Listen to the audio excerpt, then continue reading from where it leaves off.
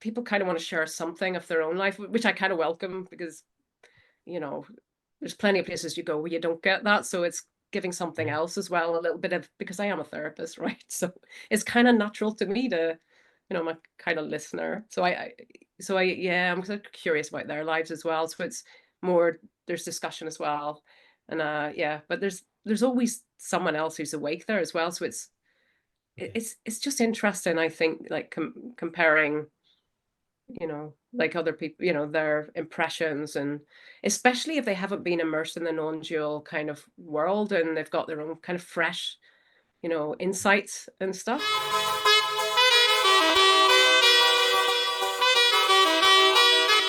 Welcome to Silence 80 Speak, the podcast where timeless wisdom meets the present moment. I'm your host, Sukhdev Virdee, and in each episode, we delve into the profound teachings of non dual masters, those who have transcended the boundaries of duality and revealed the simplicity of existence. Join us on this journey beyond words as we explore the essence of being with those who have realized the truth that goes beyond language, beyond thought. Open your mind, silence your chatter, and let the wisdom of silent sages resonate within you. Today, my guest is a transpersonal integrative psychotherapist from the UK who regularly conducts meetings online on non duality in London and does mentoring, one on one mentoring and coaching as well. She's beautiful, she's gorgeous, but more importantly, you'll find her very authentic and passionate about sharing her wisdom with others. I'd like to welcome to the show Dawn Garland. Welcome to the show, Dawn. Hi, Jeff. Great to be here. Thanks for inviting me. Thank you for taking out the time to be here. Uh, I've watched quite a lot of your videos on YouTube. I've been seeing the meetings that you conduct. I want to start with this the title that you have on your website. What is a transpersonal integrative psychotherapist?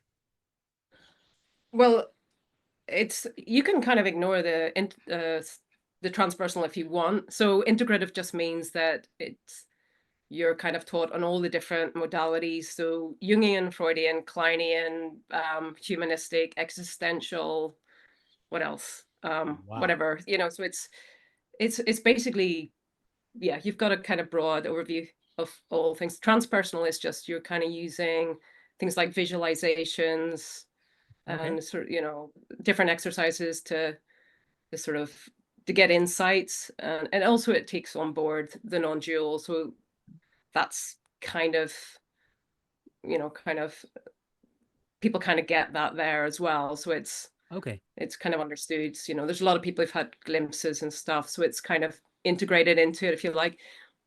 But you can just take it as, I mean, one person can take it as art exercises, the next person can take it as insights or transpersonal, and and yeah, so anything basically under the term All right. spirituality. It's Great, like, great, great, great. It's a broad, it's quite a broad term which covers a lot of stuff, and you include yeah. non-duality because you already teach non-duality as well, isn't it? Yeah, but you can ignore what you like. I mean, it depends Okay, what someone okay. brings, right? I Let's mean, go back to the I, start. Tell me, you were born in England itself. Have you always been spiritual since you were young? Walk us through how you came into spirituality and finally into non-duality. no, I wasn't. I was born in Northern Ireland, and Okay. Yeah. um, no, I mean, spirituality. I mean, I didn't have many experiences as a child. I was just, I had lots of kind of scary experiences. Maybe when I was a kid, I saw lights in the dark, stuff like that. I, I saw a lot of things. So I was quite. My mum used to sit by my bed when I went to sleep, and I'd be looking around the room. There were these people called the painters that I used to see. So maybe a disturbed child. I don't know.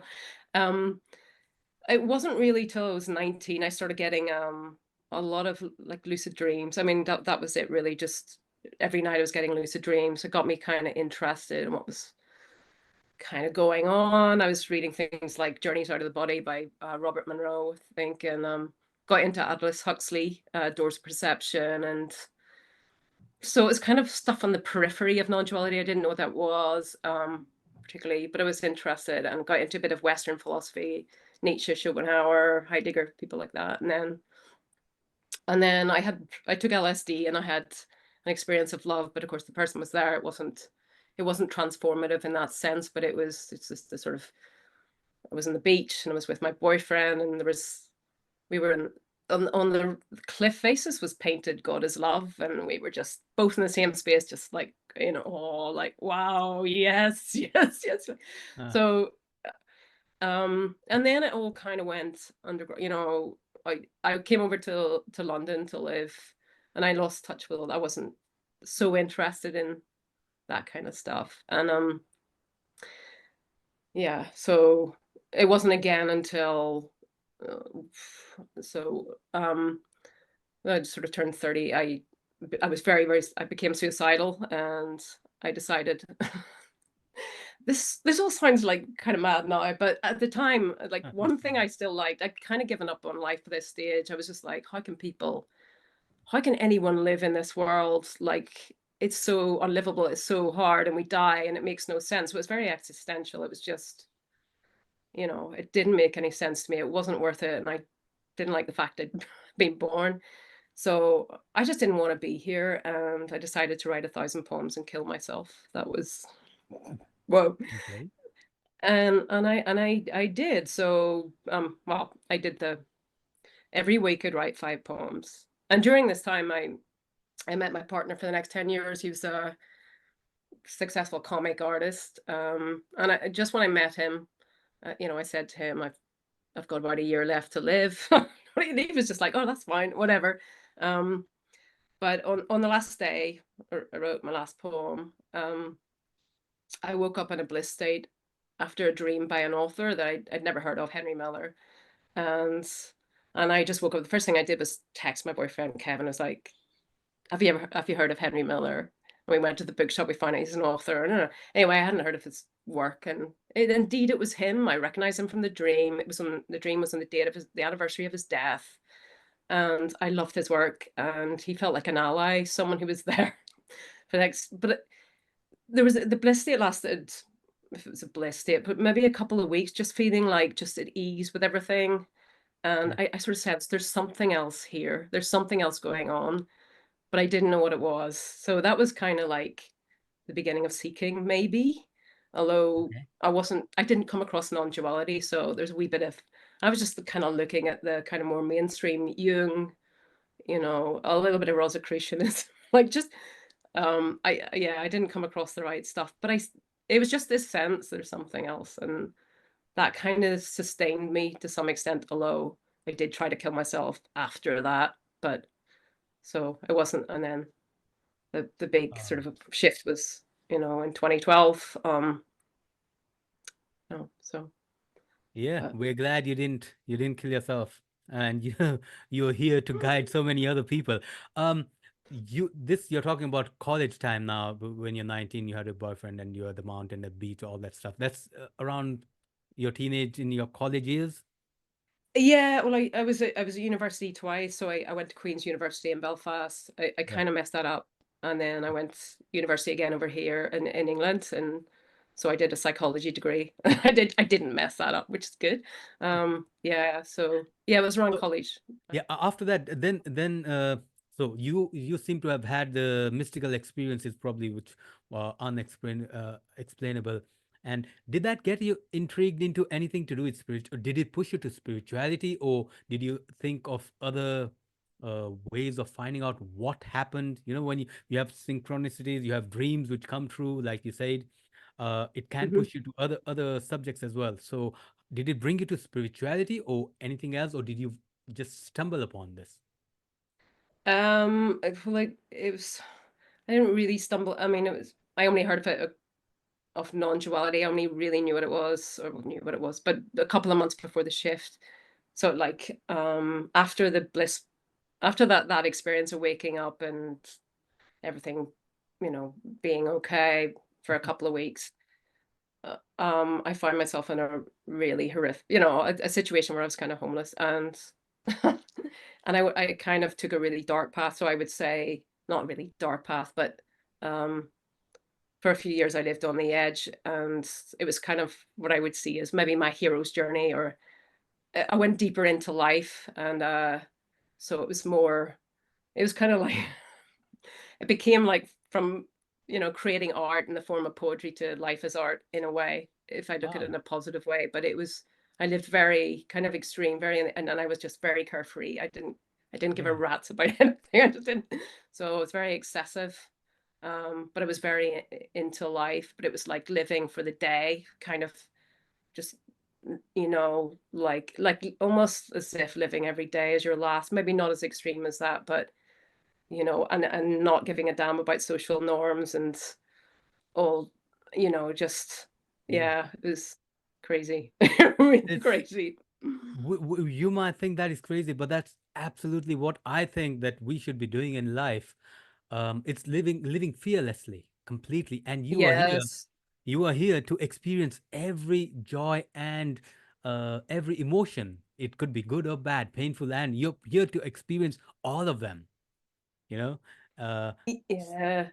But it was so more, it's different, I think, from the awaken, being absorbed by life or being really present, because it was more intrigue. It was collecting experiences, which I'm not saying there's anything wrong with that. In some ways I feel like I had to go through that. It was good for me because I wanted to live like you've lived as a pop star. I wanted to live. I wanted to yeah, every opportunity I got, I took, and I had plenty of those. And I didn't let fear did not yeah, stop me. And I think I grew strong, but it was an ego strength. And then mhm, I started to fall apart because, it's that whole thing, Nietzschean thing of like, that which does not break me makes me stronger. yeah. That starts to break down at a certain point, and I was starting to fall apart. I was starting to get panic attacks. And life was just stripping me bare at that point. It was, yeah, it was kind of humbling. Like, so, You spoke about the shift and before and after the shift. I didn't ask you about. Do you remember the shift and what was it like and what difference was there like? Was it an instantaneous shift or was it a gradual one? it's really hard to say because the whole week was very, very weird. Like, if you say about before and after, um, I mean, it was just stepping out. I've described it as stepping into sanity, because the story just the problems, the suffering, the struggle, all of that was just gone, and Yeah, it left no trace, and there was nothing to look back to either. It wasn't like, oh, look, it's gone. It's just, it was gone, and there was just what was. And yeah, and everything, yeah, there was just no looking back. wow. There was, Did it did was did you just, not have any when I went through it, it was like after living the life which I was so ambitious about and becoming a star and becoming being on television, performing in front of thousands of people, working so hard towards that, and then you come and realize, oh my God, none of it was real. None of it was real. In fact, who I thought I was is not real. And there is the I had that I had the it was like almost it is letting go of your entire life that you have lived as a lie. yeah, but also it's so beautiful where you are as well. Like, Of that course. whole, it's so rich that nothing could better, especially initially in those beautiful, like, first few, I don't know, a couple of years or whatever. Like, it's so, Yeah, nothing can seduce you out of that, and none of that stuff, and it mattered. So yeah, it really is a coming home. It really is that sort yeah. of We would never fulfillment. never trade to go back to the life that was there before. You're talking about the period. You talk about it as I think in one of your videos you mentioned the honeymoon period when you were staring at plates and trees and not talking much.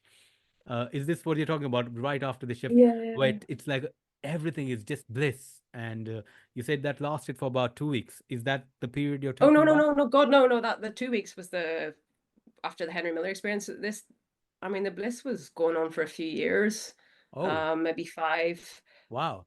Just anything. I mean, it would vary in intensity. Just some Yeah. states of absorption, like, and I just noticed this, because it happened in May, so I could sit outside. It was sunny. and it was just, you know, when sitting, you seem to drop so much more. So it was just, yeah, just looking, and yeah, and it's And so looking at not I've enjoyable. done that a lot. Just stand and stare. You don't even know you're staring at something, and you're just lost, and it looks like you're staring at something for a few minutes, or maybe 10 minutes, 20 minutes. It could be Yeah, seen. and it's hard to connect because I find it difficult to kind of read, or I wasn't interested in stuff I had been interested in. I didn't want to watch movies, or you know, occasionally at nighttime, because I was living on my own, and I spent a lot of time on my own, and sometimes I just listen to the radio, to music, and but I just, yeah, words, it seemed so redundant for quite a long time. It's quite difficult to focus as well when it came to anything. I don't know, maybe your left brain, you know, left side, the sort of linguistic side of the brain kind of shuts down quite a lot, maybe. I Yeah, don't know, yeah, but yeah. it just, and also, yeah, and in relationship as well, it's the kind of presence, that kind of just, the words seem sort of secondary to anything that was just going on. Just that connection, the love, Yeah, yeah. you know, which is beautiful. It's really nice sitting with someone and just really It's yeah, connecting, and just especially when being. they're open. Yeah, just being, yeah, and when they're open, you can also, when you meet someone who's also in the same space, you can really drop together, which is quite Yeah. lovely. So I experienced quite a lot of Wow. that. And, yeah, so So tell which is, how did you understand this was non-duality? Did you have any books? Did you have any videos that you watch? Any spiritual teachers? Maybe this Eckhart Tolle, Rupert Spira, Moody, any of these? Or how did you know this is what non-dual awareness or consciousness or whatever it is this is it? Oh, well, I mean, when the whole thing took, I didn't really know what it was for a long time, but I had come across it because a friend of mine had gotten into it the same sort of time, you know, a couple of months before the shift. So I had seen a little bit of maybe Eckhart Tolle. Um, I'd seen a couple of videos, Alan Watts, maybe yeah, bits and yeah, yeah, pieces, yeah. and then yeah, but even intellectually, I don't think I really got a handle on this, and you know, and I hadn't really been to many meetings. I went to a few once it kind of happened, and then, but not really before. No, just one before, because I did hang out with a non-dual teacher for a week maybe before, and the heart opening happened when I was with him, which was interesting, but Wow. almost instantaneously, which was, Can you describe that? What because I think different people describe it in different ways. Heart opening. Was yours like, or what does it oh, well, feel my like? interpretation of a heart opening, because it was just, I think we went to a cafe and in Soho and sat down, and I just, sat forward, and I looked into his eyes, and for a split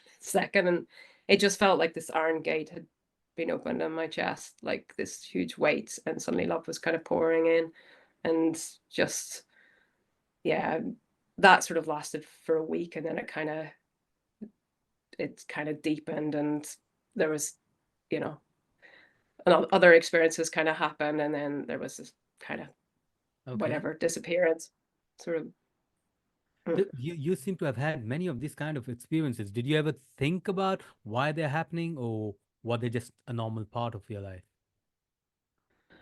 Well, what you mean, prior to the shift thing, No, no. or? Since like your teenage years till now, the way you have described so many mystical, different experiences. Heart opening doesn't happen to everybody. No, not a lot of people.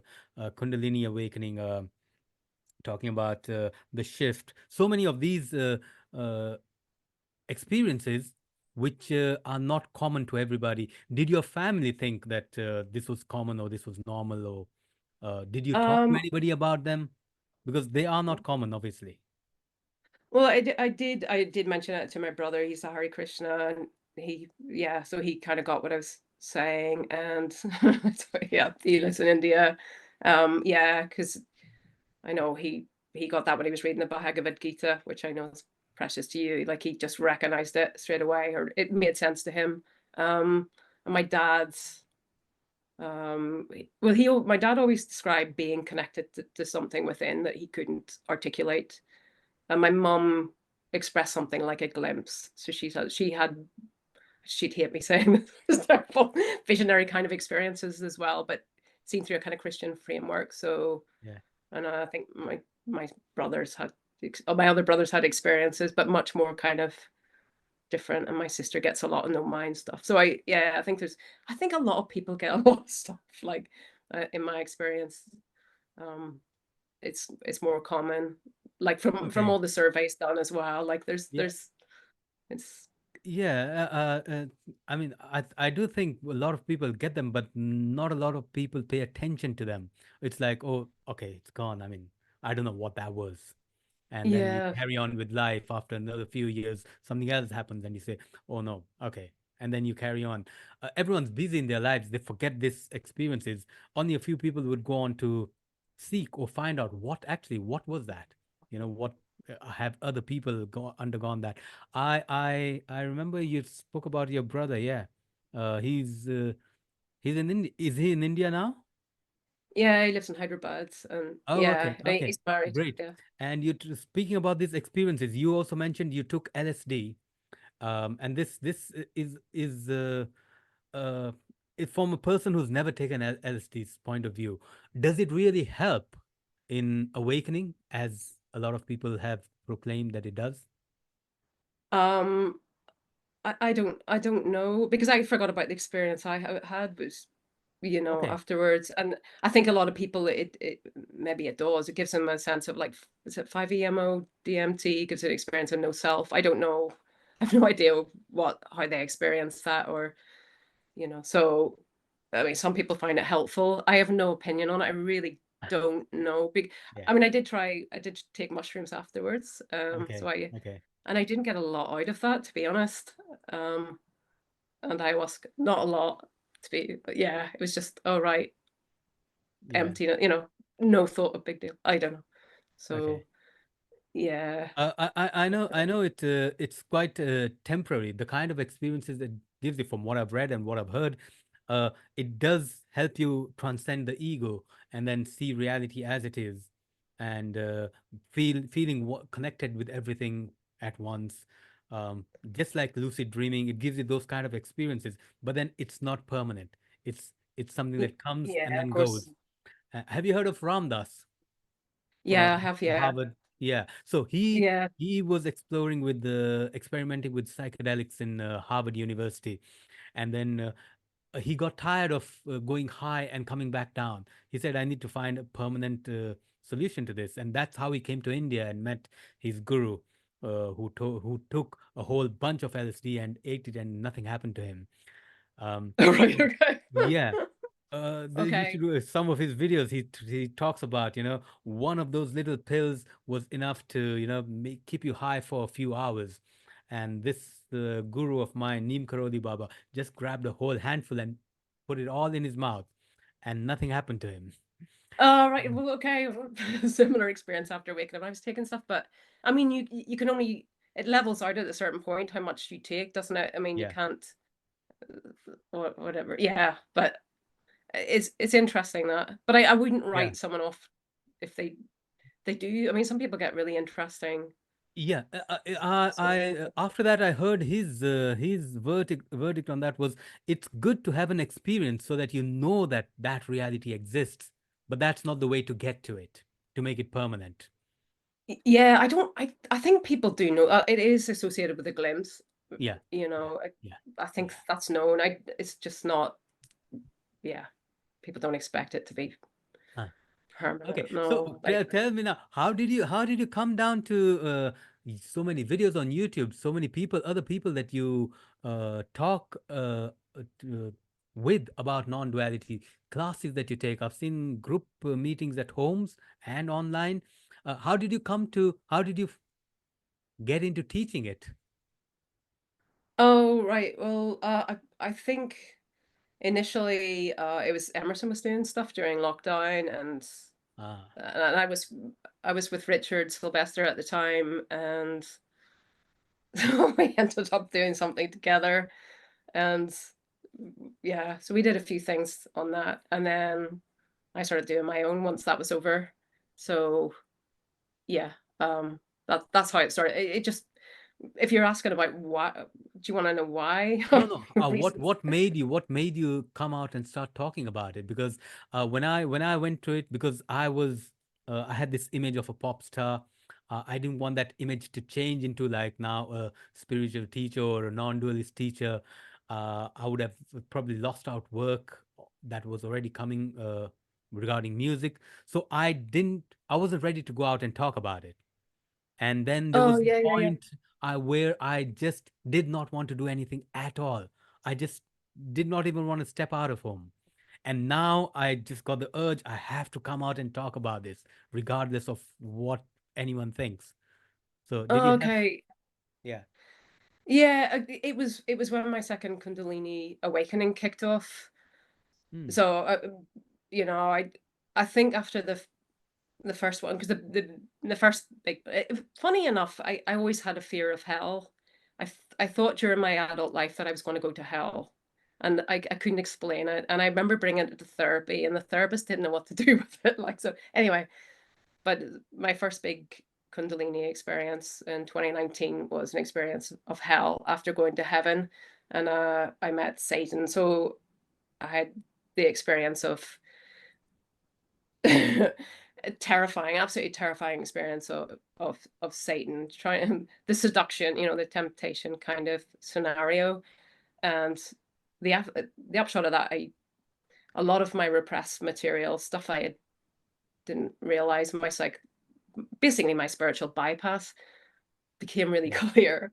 So a lot of stuff that was unconscious became conscious. So there was a shift in my personality after that, and it was like, oh my god, that wasn't what I thought it was. Just kind of joining the dots and all this stuff.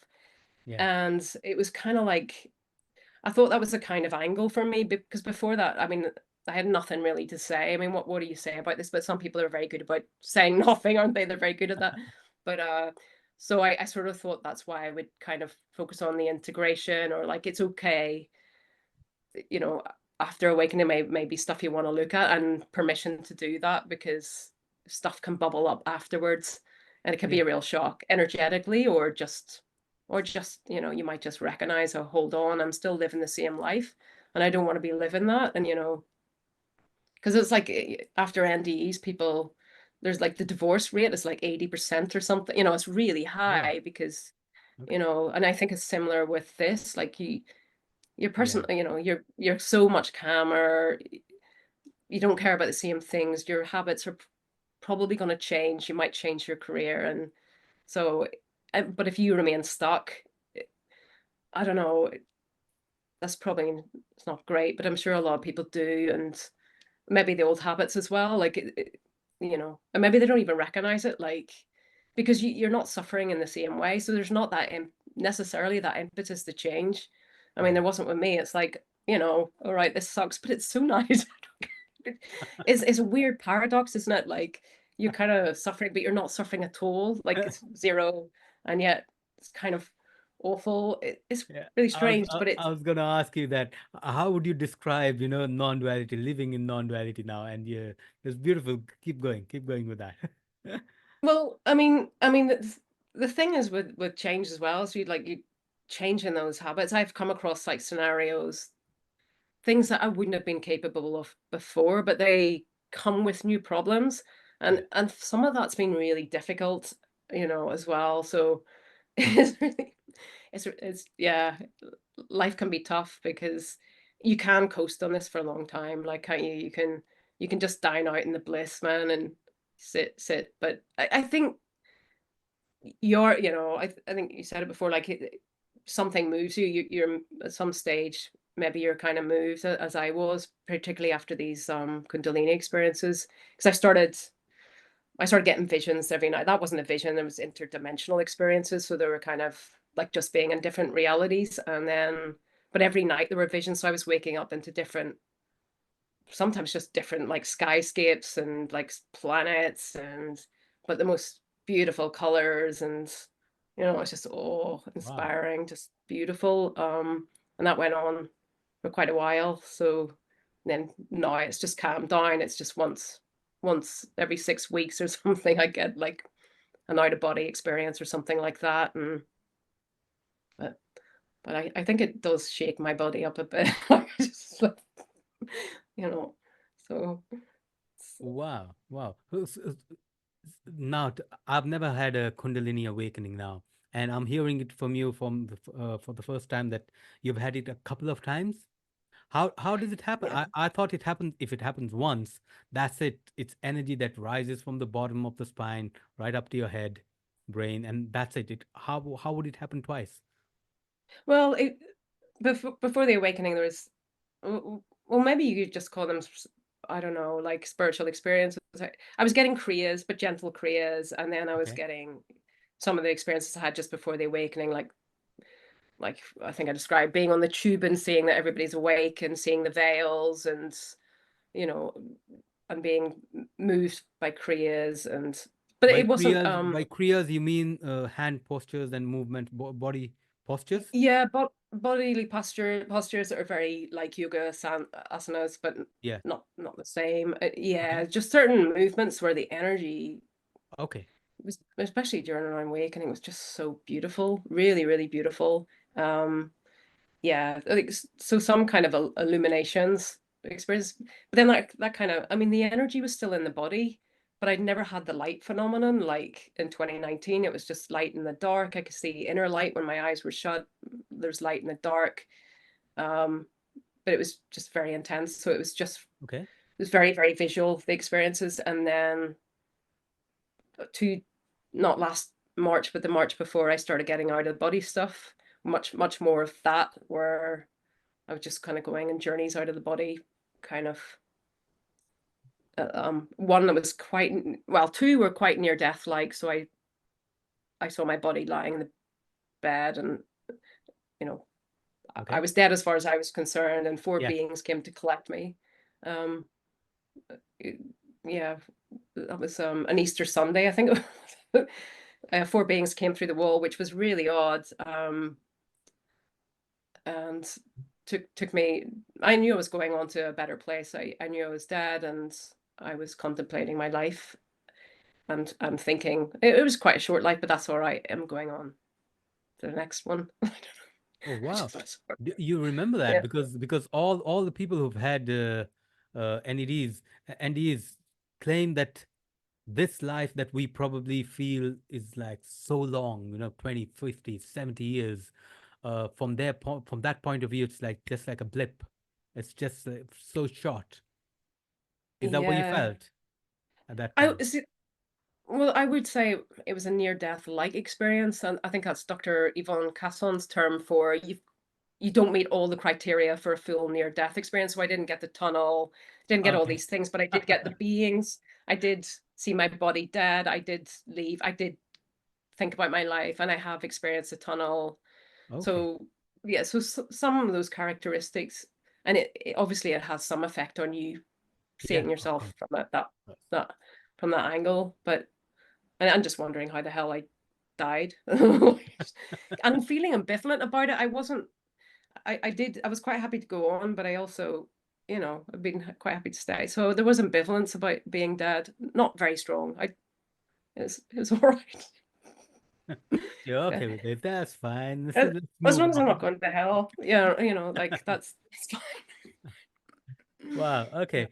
Tell me, Don. Coming back to the way you got into talking about it after COVID, like you said, you met Emerson and you start talking about non-duality.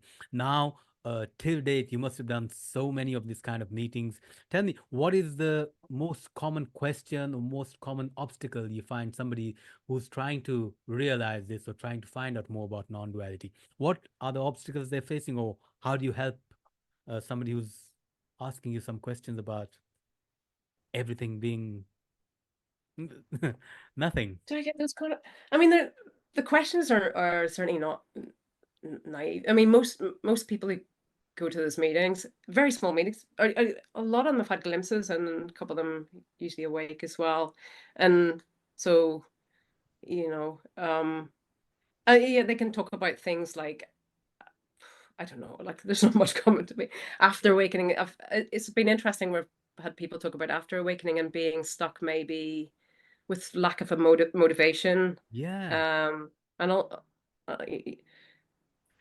that is a problem. I mean, it must be a problem if you're because it's a joy at first, right? I mean, and then it Yes. must at some point, not for everyone, maybe for like Ramana Maharshi or something, it stays really cool, really good. I don't know, but it could get probably not boring, but just, you know, inertia, it's not a good place to be. So yeah, there's that. And people have talked about like the negative experiences during awakening, and I don't know, like it ranges all over the place, people's dreams, Yeah. experience. Because I kind of welcome anything really in psychological Yeah. stuff. Yeah. I don't Yeah. get too many of the kind of what can I do to make this happen? Like you, Okay. when I do, I find that kind of strange. Like, just like, Yeah, I thought you um, would get those kind of people who are, like, I want to be in the state that you are in. If you're describing this as peace and it's eternal, it's all the time, and you would give up anything for this, I would want to be there. How do I get there? Or how can I do the same realization? Or just, I mean, tell me what to do. And that's actually the cat. There is nothing you can do. But still, the person who doesn't know it says, okay, fine, but still, tell me what to do. yeah, yeah, okay. But also like, it's because I'm interested in what they say as well, and it's curious Yeah. here and there, you know, and everyone's kind of bringing something, aren't they? Like the people kind of want to share something of their own life, which I kind of welcome because you know, there's plenty of places you go where you don't get that. So it's giving something Yeah. else as well, a little bit of because I am a therapist, right? So it's kind of natural to me to, I'm a kind of listener. So I yeah, I'm sort of curious about their lives as well. So it's more there's discussion as well. And yeah, but there's always someone else who's awake there as well. So Yeah. it's just interesting, I think, like comparing like other people, their impressions, and especially if they haven't been immersed in the non-dual kind of world and they've got their own kind of fresh, insights and stuff. Yeah. Because that's quite exciting, isn't it? Because talks and stuff are they can be very samey, which is fair enough, like, but it's just nuances are interesting, aren't they? And how it affects the personal life, like the stuff that you don't hear because everybody wants to know what's your relationship. Don't they want to know what happens behind the scenes? What do you like when in your Yeah. normal day-to-day life and Yeah. that kind of stuff? I mean, that's certainly what I want to know. Like, okay, back in the day, well, what's your relationships like? What's the difference internally? And because I used to assume that everybody was kind of blissed out and, the no mind thing as well, because but it's not like that for everyone, right? And No. some people can be quite angry at times, whatever, like, and so it does vary from person to person. You can't really assume anything about someone who's awake, except, I don't know. Yeah. There are differences, but I mean, I do went you through that. curious? I went I went through that phase of where when I just realized nothing is real, and it was like, what's the point of doing anything at all then, There is no point. I didn't want to step out of home, and almost about 8 years I just did not do anything. And then I can't really pinpoint what made the urge to come out and start doing stuff. Ah, here it is. I actually thought, if there is no point of living, there's no way I'm gonna uh, uh, take this out of life out of this person. So I'm gonna let this person live till the end of his life. But let's make sure that he does what he can to help other people in any way that he can. That became the mission of my life, of this uh, after that. And so when I I came suppose out so. to start doing stuff, I started doing everything. So I still do my music. I talk about non-duality. I compose music. I'm still writing. So I'm not in a box. I can go and sweep the street, and I can go and dance on stage in front of 20,000 people. Right from that, all that. And there's no difference to you, is it? Or is there a difference? No, so Not at you all. don't get, okay, all right, okay. So eight years. I could be washing the dishes. That's fine. It's as interesting as riding a horse or something. Okay.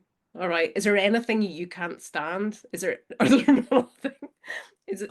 No, no, not at all. The best part of non-duality is, uh, you're okay with everything that's going on in the world, in the universe. Nothing can affect you, and it is meant to be the way it is. There's nothing wrong. The universe makes no mistakes, and everything is so synchronized. Imagine, with they call it. It's in Hinduism. It's called the Leela, a play, or it's Yeah. described as a dream or an illusion or a movie. All these words that describe unreal or false things. It's just like a movie. Now, if you are watching a movie or if you are to create a movie, a director, he would try to put all the emotions that he can in the movie. So the villain or the person who's bad is going to be so bad. The hero is going to be so good. The tragedy is going to be so really tragic. Comedy is going to be so funny. Everything's going to be at the best, and that's what the universe is, the world is right now. And it's something, somebody who listens to this might say, oh, so what about the wars that are happening and people are dying? Those are the same things we go into a movie theater and see on screen and applaud, wow, what a war on movie. But this, we think this is real. So for me, everything's like that. I have no conflict with anything at all. It could be good or bad. Remember, good and bad is just in the mind. Good luck. It's a Wow. funny thing though. I always sort of caution and like never say never, like because you don't know. Like some things aren't so great. Like I have had moments like situations where I've been really quite happy to get out of. Like I have to say that. But yeah, most things it's unpredictable as well. But most things, yeah, don't don't. But like yeah, but yeah, That's I mean okay. suffering That's can arise.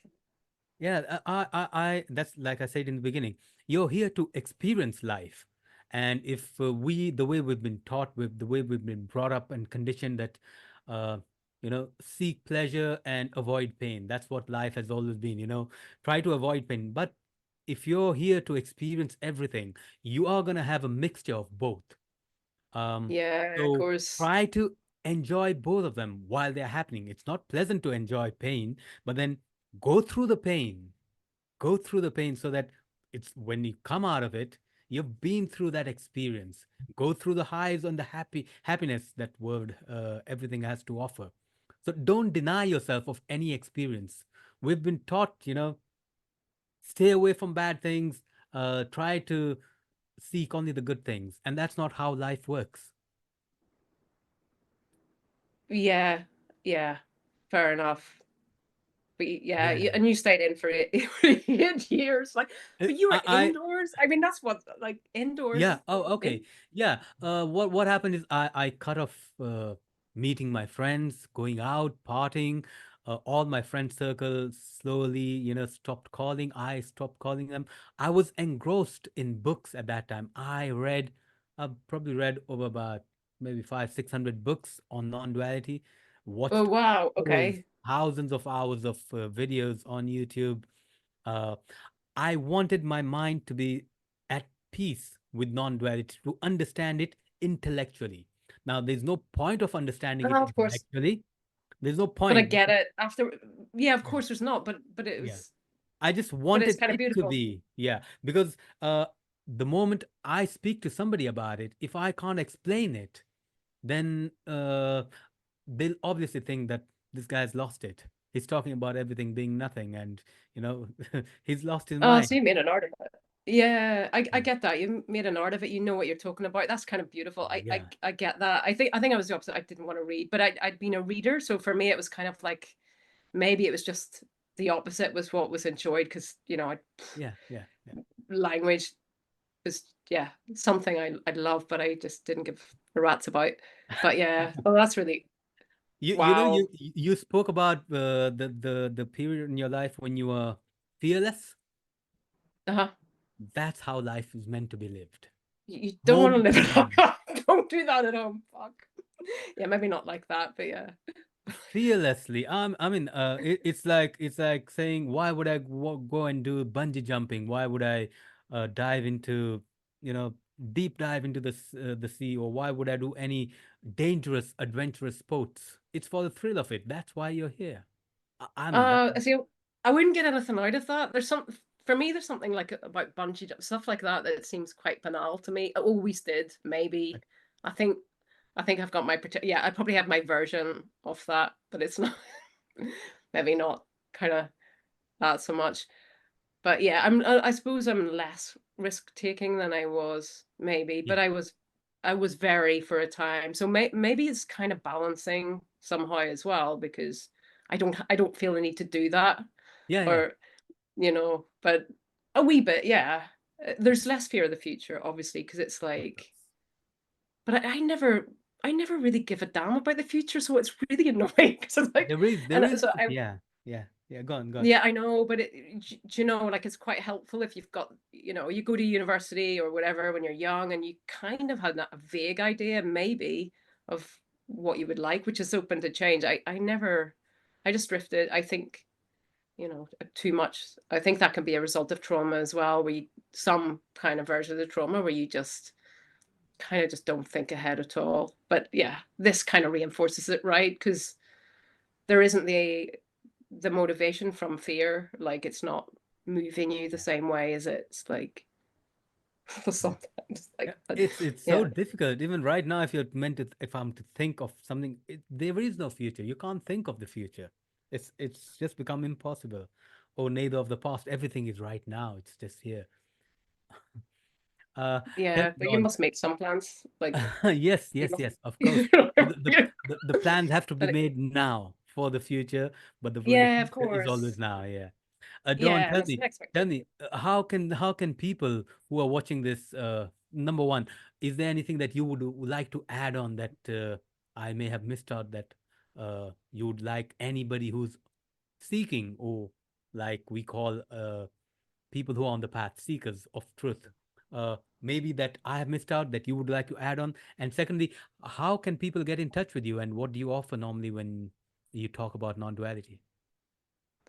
Okay. What can I add? Well, just don't try to it's not a great idea to try to make an ideal of this or to try to live as if you're awake or to expect your emotions to be any which way afterwards as well, like because it really can be anything can arise and there's a tendency sometimes to deny things just because it doesn't fit in with this or maybe that's not right or before or after like I think that's why the therapy's kind of good angle as well. It's like I do not judge anyone and what they bring. So yeah, because you something unexpected might hit you, like and it might knock you for six. But even after this, it may do. It doesn't.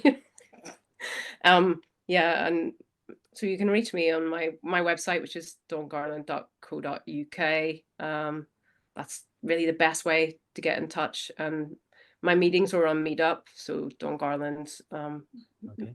what is it, non-duality and integration on Meetup. So yeah, my next meeting's the 13th of this Okay. month. Oh, you still conduct the home meetings?